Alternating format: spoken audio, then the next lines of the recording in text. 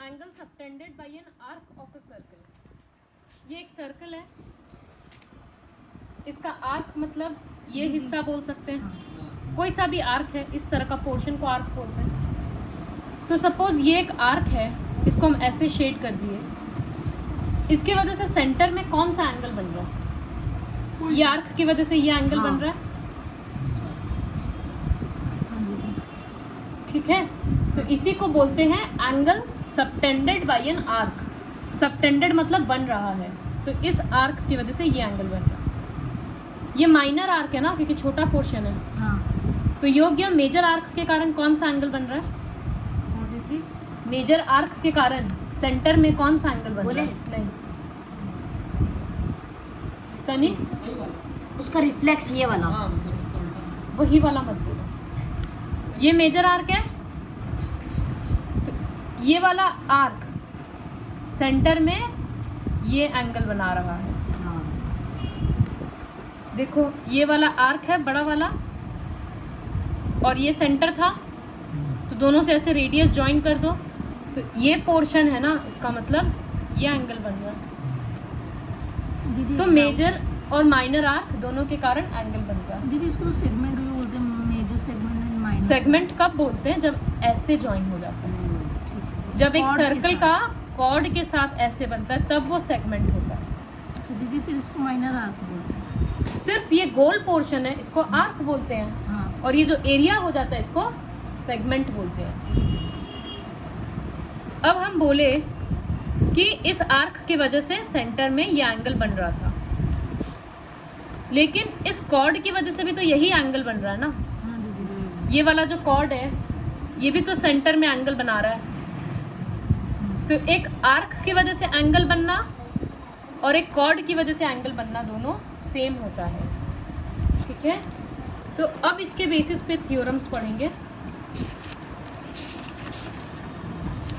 तो सबसे पहला थ्योरम, और एक चीज़ है इसमें, दो आर्क अगर इक्वल है तो दोनों की वजह से सेंटर में एंगल इक्वल बनेगा। जैसे ये एक आर्क है, इतना छोटा सा, इसके कारण सेंटर में ये एंगल बन रहा है, और यहाँ पर सेम लेंथ का एक छोटा सा और आर्क है, इसकी वजह से सेंटर में ये एंगल बन रहा है। तो ये दोनों एंगल इक्वल होगा। जब आर्क का लेंथ सेम है तो एंगल्स इक्वल होगा। इसी तरह से अगर दो कॉर्ड का लेंथ सेम है, इस कॉर्ड की वजह से सेंटर में ये एंगल बन रहा है, और इस कॉर्ड की वजह से सेंटर में ये एंगल बन रहा है, दोनों इक्वल होगा। इन सबको वर्टिकली अपोजिट एंगल्स मत बोलना, तनी तुम्हारा ध्यान नहीं है। तो इसीलिए थ्योरम बन गया, equal chords subtend equal angles at the centre, या कॉन्ग्रुएंट आर्क्स मतलब equal arcs subtend equal angle at the centre. ये था एकदम बेसिक। इसके बाद एक है थ्योरम जो एक्चुअली है 10.8 वाला। ये एक आर्क है, हम इसको इस तरह से कर दिए, तो इसकी वजह से सेंटर में ये एंगल बन रहा है,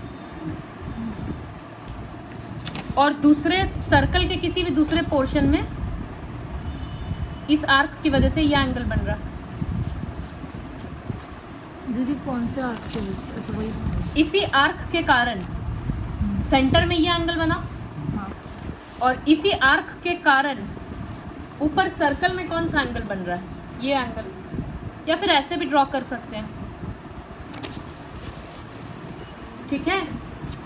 तो इन दोनों के बीच में ये रिलेशन है कि अगर ये 90 डिग्री है तो ऊपर वाला उसका आधा होता है 45। तो इसका मतलब angle A equals to half of angle O। इसको स्टेटमेंट में क्या लिखते हैं? जो 10.8 का स्टेटमेंट है पूरा वही जाएगा। Angle subtended bye an arc eight the centre is double the angle subtended by it on any part of the circle। मतलब अगर सर्कल के किसी भी हिस्सा में एंगल बन रहा है तो बीच में जो एंगल बनेगा वो उसका डबल होगा। लिख सकते हैं angle O equals to 2 angle A। समझ आया? इसका अलग अलग फिगर है। अभी तो हम ये छोटा सा आर्क लिए, अब हम कोई भी, जैसे यहाँ पर देख लो, ड्रॉ करने का टाइम बचेगा। ये भी तो एक आर्क है, तो इसकी वजह से सेंटर में कौन सा एंगल बन रहा है? ये एंगल। इसका वैल्यू कितना है? स्ट्रेट लाइन है तो 180 है ना। और इसी आर्क के कारण सर्कल में कौन सा एंगल बन रहा है? PAQ। तो अगर ये 180 है तो ऊपर वाला कितना होगा? 90 डिग्री, उसका आधा। तो इस तरह से है। इसका प्रूफ किसी और दिन कराएंगे, ताकि थ्योरम अच्छे से पहले समझ लो, उसके बाद प्रूफ दिखाएंगे। थ्योरम 10.9 है, angles in the same segment are equal. ये कैसे होता है? जैसे ये अगर एक कॉर्ड है, प्रतीक ऊपर वाला हिस्सा क्या है? Major segment. एक बार के लिए सिर्फ सेगमेंट बोल रहे हैं। इसमें हम अलग अलग एंगल्स ड्रॉ कर रहे हैं। एक ऐसे ड्रॉ कर दिए, एक ऐसे ड्रॉ कर दिए। सब पूरा पूरा होना चाहिए, ये नहीं कि बीच में ले जाकर छोड़ देंगे। सर्कल तक मैच होना चाहिए। तो ये सारा एंगल्स इक्वल होगा, सारा। A equals to B equals to C। दीदी 190 तो दीदी सारा 90 होगा। इसी को बोलते हैं angles in the same segment are equal. ठीक है? अब ये मत बोलना कि ये वाला ये D के साथ इक्वल होगा तनी, नहीं, क्योंकि ये तो दूसरा सेगमेंट का हो गया ना, वो तो नीचे वाला सेगमेंट हो गया। तो ऊपर में सब एक दूसरे से इक्वल रहेगा। तो दीदी अगर नीचे में बनाना तो फिर नीचे वाला नीचे से इक्वल होगा। लेकिन जरूरी थोड़ा ना इक्वल होगा, वो तुम्हारा एंड पॉइंट्स भी मैच करो।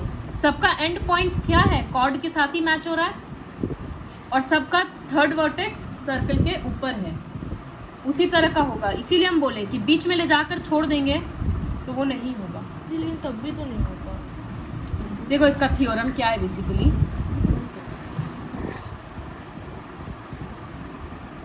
ये कॉर्ड है AB, तो सेगमेंट अपने आप बन गया।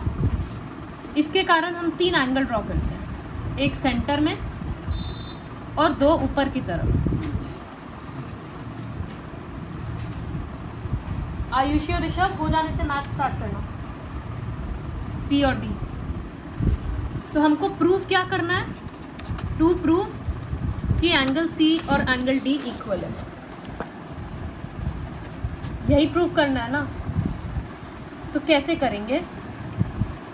एंगल C इक्वल्स टू क्या होगा? एंगल O का आधा, क्योंकि जो सेंटर में एंगल बनता है वो डबल होता है।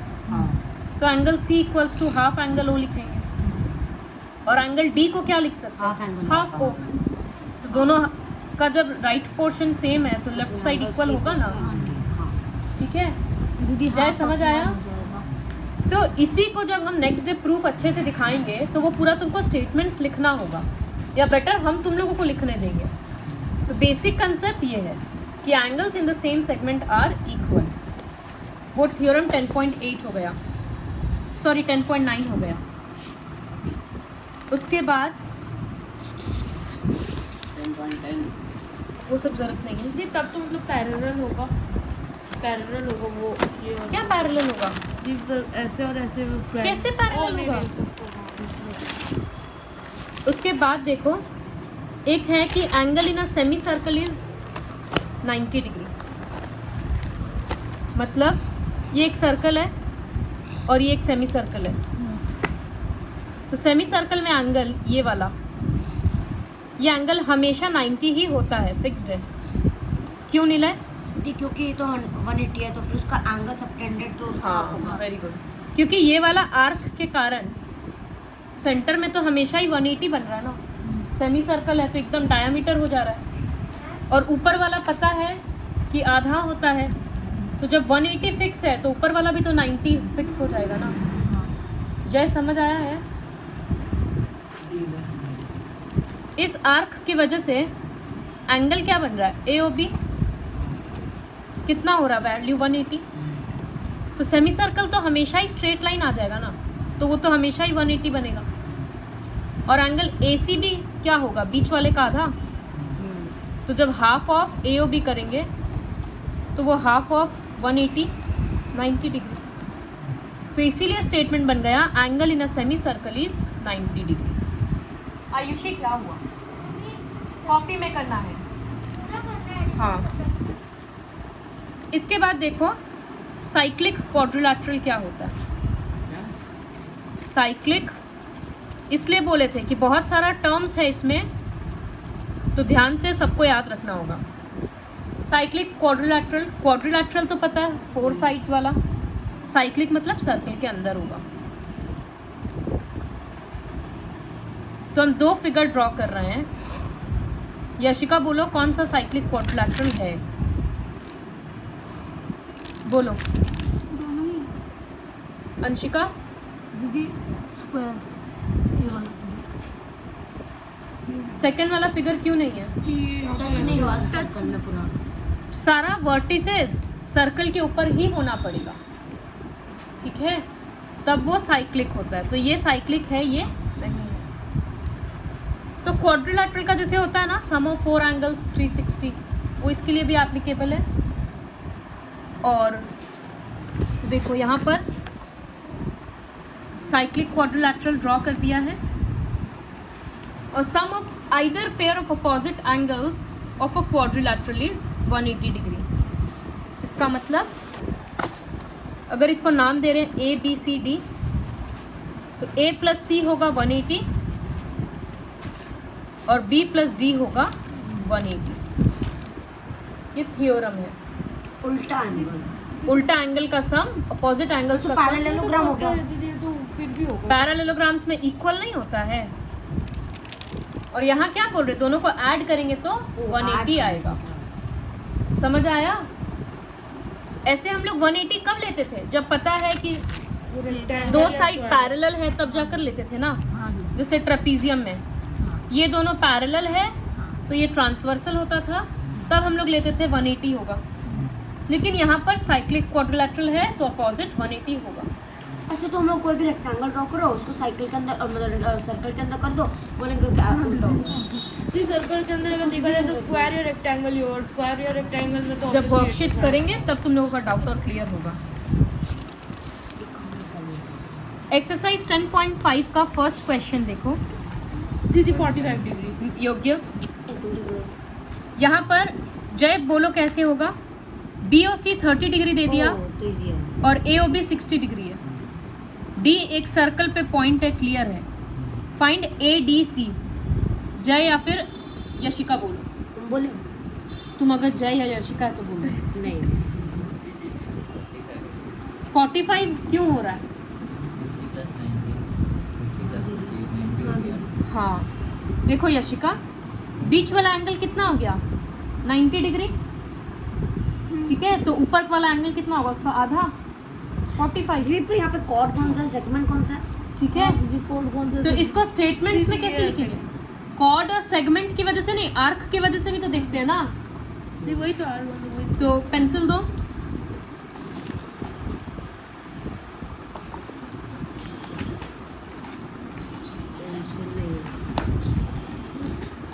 छोड़ दो, मिल गया। देखो ये वाला आर्क है, इसके वजह से सेंटर में एंगल बन रहा है ये वाला, और सर्कल में एंगल बन रहा है ये वाला, तभी आधा हो रहा है। तो इसको स्टेटमेंट में लिखना ही इम्पॉर्टेंट है। तो हम लोग एक काम लिख कर दिखा रहे हैं, सब में इतना नहीं लिखेंगे। तो इसमें लिखना होगा we know that angle subtended by an arc at the center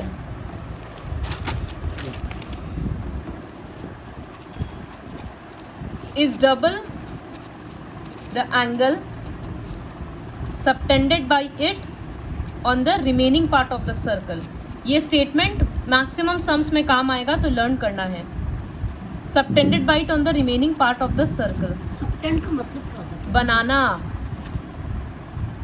तो इस वजह से देयरफॉर बीच में एंगल कौन सा बन रहा है? एंगल AOC सॉरी,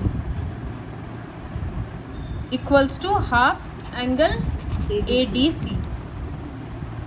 तो AOC के बदले 90 डिग्री, सॉरी यहाँ 2 दी होगा। हाफ वहाँ होगा तो बीच वाला एंगल ऊपर वाले का डबल है, उसमें डबल होगा। नहीं दीदी इसमें 2 होगा। हाँ बीच ये वाला आपको एंगल हाफ होगा। दूसरे वाले का डबल है। तो 90 इक्वल्स टू 2 एंगल ADC, तो 2 नीचे आएगा, angle ADC equals to 45 degree. समझ आया? दूसरा क्वेश्चन देखो। तो अभी नहीं लिखना। 5 मिनट्स।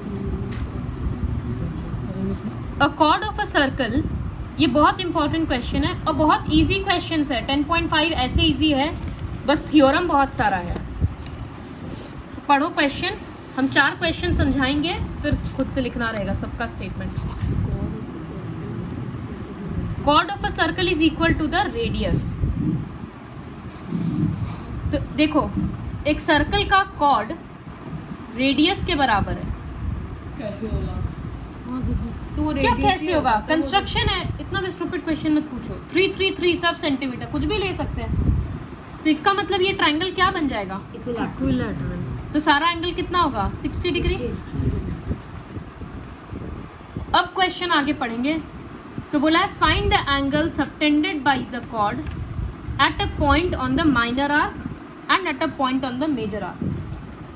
मतलब इस कॉर्ड की वजह से माइनर आर्क में कौन सा एंगल बनेगा? ऐसे। और मेजर आर्क मतलब ऊपर वाला आर्क में कौन सा एंगल बनेगा? ऐसे करके कुछ, इसको नाम दे दे रहे हैं C। तो तुमको वैल्यू किसका निकालना है? ACB और ADB। ACB तो 30 डिग्री होगा। AC भी तो 30। तो ACB तो सबको पता हो गया 30 होगा। अंशिका या तनिष बोलो, एंगल ADB कितना होगा? कितना? ये 50, ये 30 होगा और ये ADB दीदी दीदी ये भी दीदी 90। साइक्लिक क्वाड्रिलैटरल अगर यूज करेंगे तो कितना आएगा? 30 इक्वल होता है। नहीं 150। क्या बताए थे? साइक्लिक में अपोजिट का सम कितना होता है? 180 बताए थे ना। तो C प्लस D 180 है अगर, तो C के बदले 30 plus D equals to 180, D 150 आ गया ना। हाँ दीदी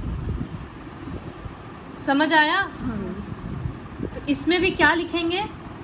लिखेंगे let AB be the chord equal to the radius, therefore triangle AOB is an equilateral triangle, so all the angles are 60 degree.